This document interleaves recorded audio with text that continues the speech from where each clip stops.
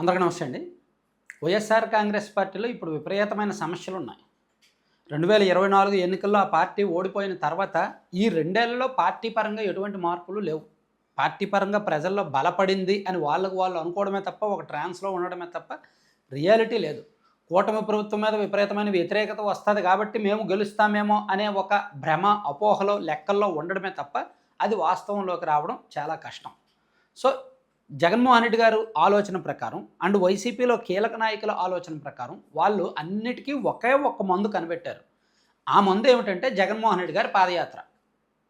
So 2024 ఎన్నికల్లో ఓడిపోయిన తర్వాత 2027 జూలై వరకు, అంటే దాదాపుగా 3 ఏళ్ల పాటు ఏదో వారానికి ఒక ప్రోగ్రాం, వారానికి ఒక పరామర్శ, వారానికి ఒక ఎక్కడికో ఒక చోటుకు వెళ్ళడం, వారానికి ఒక మీటింగ్ పెట్టడం, అలా అలా అలా కాలం గడిపి 3 వారాలకు ఒకటో లేదంటే 4 వారాలకు ఒకటో ప్రెస్ మీట్ పెట్టి అలా అలా కాలక్షేపం చేసి, లేదా పెళ్ళిళ్ళకో దేనికో ఒకదానికి వెళ్ళి భారీగా మంది మార్బలాన్ని పోగేసి మొదటి 3 ఏళ్ళు ఇలా కాలక్షేపం చేసి, చివరి 2 ఏళ్లలో ఒక ఏడాదిన్నర పాదయాత్ర చేసి, ఒక 6 నెలల పాటు విపరీతంగా ఎన్నికల ప్రచారం చేస్తే చాలు అనే లెక్కలో వైఎస్ఆర్ కాంగ్రెస్ పార్టీ ఉంది.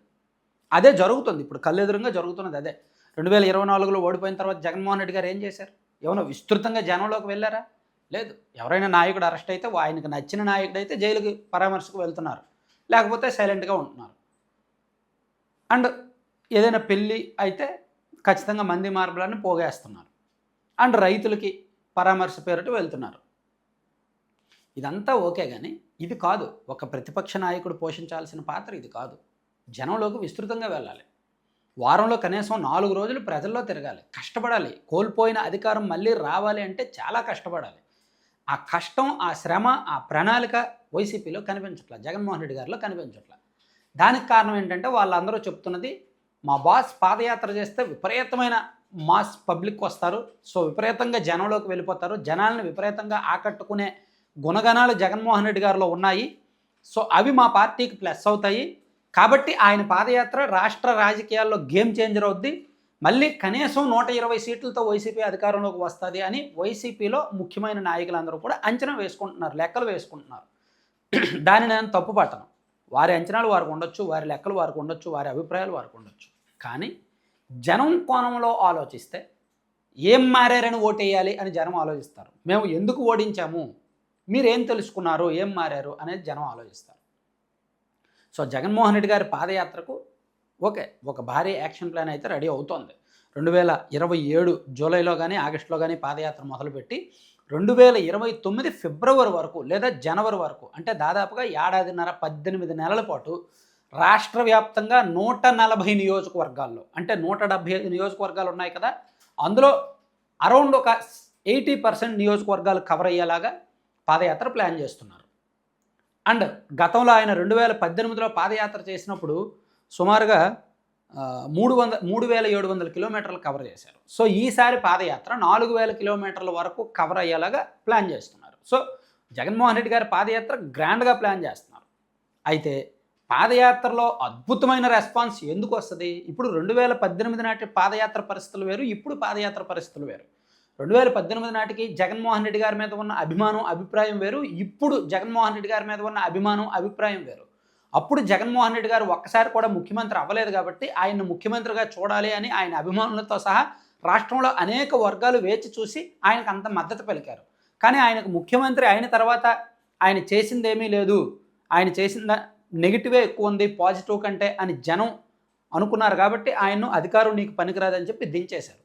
సో 2018 నాటి పాదయాత్ర పరిస్థితులు 2027లో పునరావృతం అవుతాయి అనుకుంటే ఆ పార్టీ తప్పులో కాలేసినట్టే, ఆ పార్టీ తప్పుడు అభిప్రాయంతో ఉన్నట్టే. సో ఆ పాదయాత్రకి ఈ పాదయాత్రకి చాలా తేడా ఉంది. అప్పుడు పరిస్థితులకి ఇప్పుడు పరిస్థితులకి చాలా తేడా ఉంది.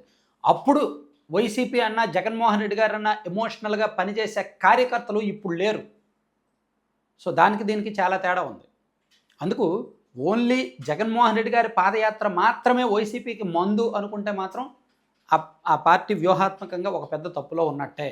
ఎందుకంటే యాక్చువల్లీ బ్యాక్ ఎండ్లో ఒక ప్లాన్ జరుగుతోంది వైసీపీలో. జగన్మోహన్ రెడ్డి గారి పాదయాత్ర రాష్ట్రంలో మొదలయ్యే సమయానికి రాష్ట్రంలో దాదాపుగా 90% అబోవ్ నియోజకవర్గాలకు అభ్యర్థులను ఖరారు చేసేసి వాళ్ళకి ఇంటర్నల్గా సమాచారం ఇచ్చేసి మీరే అభ్యర్థులు, మీరు వర్క్ చేసుకోండి అని చెప్పేసి ఓవరాల్గా వాళ్ళని ఎన్నికలకు సమాయత్తం చేసేలాగా ఒక టీం మొత్తం అన్ని నియోజకవర్గాల్లో ఒక పొలిటికల్ టీం ఎలక్షన్ టీం తయారు చేయడానికి వైసీపీ రెడీ అవుతోంది. సో అది దాని వరకు ఓకే. కానీ వారిని గెలిపించడానికి ఈ పాదయాత్ర ఎంతవరకు ఉపయోగపడుతుంది అనేది ఆ పార్టీ తప్పుడు అంచనాల్లో ఉందేమో అనుకుంటున్నాను. సో మీ అభిప్రాయం ఏంటనేది కూడా కామెంట్ చేయండి. Thank you very much. Content చివరి వరకు చూసిన ప్రతి ఒక్కరికి ధన్యవాదాలు. కంటెంట్కి సంబంధం లేకుండా లడ్డూపల్లెం అనే యాడ్ చూస్తున్నారు కదా, ఇది మనం ప్రమోట్ చేయడానికి రీజన్ ఏంటంటే ఒక 20 మంది మిడిల్ క్లాస్ మహిళలు ఐఐఎంఆర్లో ట్రైనింగ్ తీసుకొని మంచి హెల్దీ విలువైన ఫుడ్ ప్రొడక్ట్స్ తయారు చేస్తున్నారు. మీకు మిల్లెట్స్, సీడ్స్, నట్స్, డ్రై ఫ్రూట్స్తో లడ్డూలు కావాలన్నా, హాట్ స్నాక్స్ కావాలన్నా, మంచి మంచి హెల్దీ పౌడర్స్ కావాలన్నా 9997839994 నెంబర్కి వాట్సాప్లో మెసేజ్ చేయండి, లేదా కాల్ చేయండి, లేదా లడ్డూపల్లెం.com సైట్ విజిట్ చేసి ఆర్డర్ చేసుకోండి. మీకు వీళ్ళు ఫ్రాంచైజీలు కూడా ఇస్తున్నారు. ఎవరైనా ఏదైనా నియోజకవర్గంలో ఒక స్టోర్, ఆఫ్లైన్ స్టోర్ పెట్టాలి అనుకుంటే, రిటైల్ స్టోర్ పెట్టాలనుకుంటే ఇది మంచి బిజినెస్ ఆపర్చునిటీ. సో కావాల్సిన వాళ్ళు కూడా ఆ నెంబర్కి కాంటాక్ట్ అవ్వచ్చు ఫ్రాంచైజీల కోసం.